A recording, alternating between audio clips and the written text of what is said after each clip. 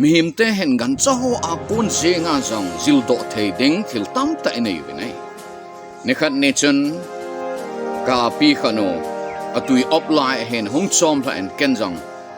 agil kelin te lelwalin te katin anchang ka pen ane de che ka pe na he ala tui jong che kalui pe ala aman jong gang chalen ana en tui jong chu khat ve ni ve ga donen neta na wa lo lai chu tui jong chu donen lang KAKICHOLDO dom ta hipang asana katila ama chon gang chalen tui om na lam cha zon kenen aham ket kanen am dan chu hiti a sei hiding chun ka ging cha in hepu kang ta ka chi loi lo wa hele tui khu anadap man le sigam ding keu thelo de hi chele khat a sei kit che hele op ding kun ta chun OPKEO KAHSE KAKICHOLDO lo ngai ati nai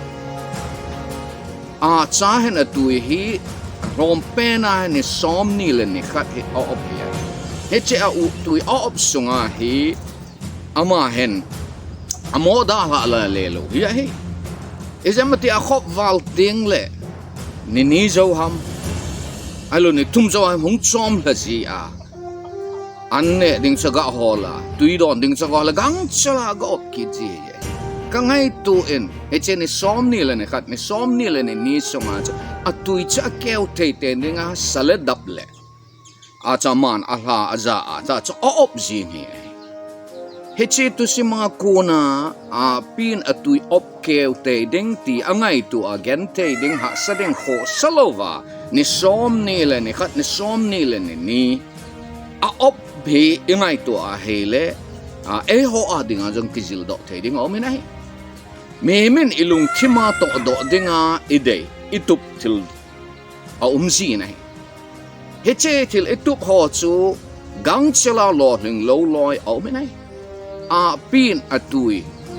ni som ham oma ada ga jing lo ye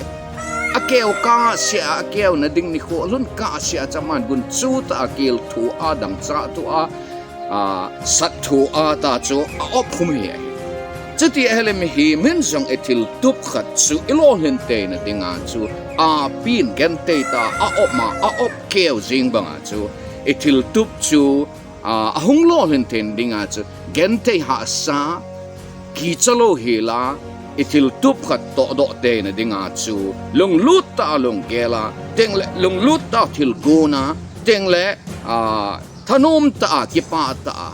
gunchutah itil tup chu kamolso te na dinga na to ding hi hji a cha Ahpin atui chu OPKEO ma sang sia KAKICHOLDO lo dinga hi ti a sei banga chu e hon jang katil tup chu kamolso ma sang sia KAKICHOLDO lo ding a hi ti lung chang ne ya na to wa hele i pi hiong la itil tu mu chu Lolhinna te di hi tunia ko OPKEO KAHSE KAKICHOLDO lo ding a hi ti thua holim na eneu anangai ho zau se na na mun chi wa pakai pathinen phathe na bu taw he